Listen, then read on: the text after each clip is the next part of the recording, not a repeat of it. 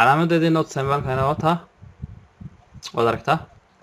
haddaad doonta kasoo yaro durki way markaa saasaan ku save garanayaa shaqadaydii saasaan ku save garanayaa waad aragtaa furniture-kii waan ku sameeyey waxay hadhay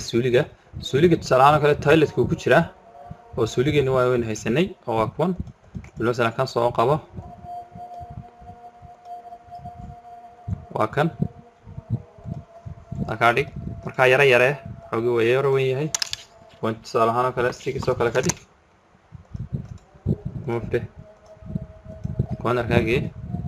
waxaad soo qaadaa masalan tusaale ahaan oo kale fadhigii suuliga maybe ka jeceshaadu waxaan o dhan waa isku wada mid kaa soo qaad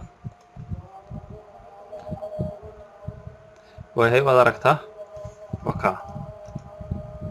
rotate shaqadaadi waad aragtaa markaa yani halkan waxaad ku baran doontaa sidii nashqad noocan oo kale ah aad u samayn lahayd hadday noqoto furniture-ka hadday noqoto layerska hadday noqoto ma garanaysaa qoraalka hadday noqoto yani qurxinta hadday noqoto designka hadday noqoto notekan yani waxa meel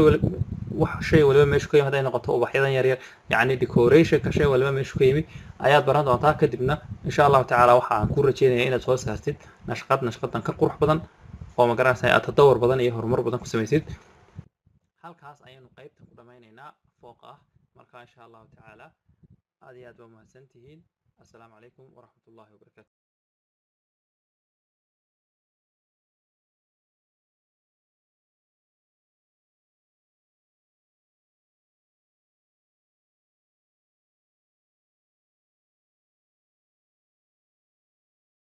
you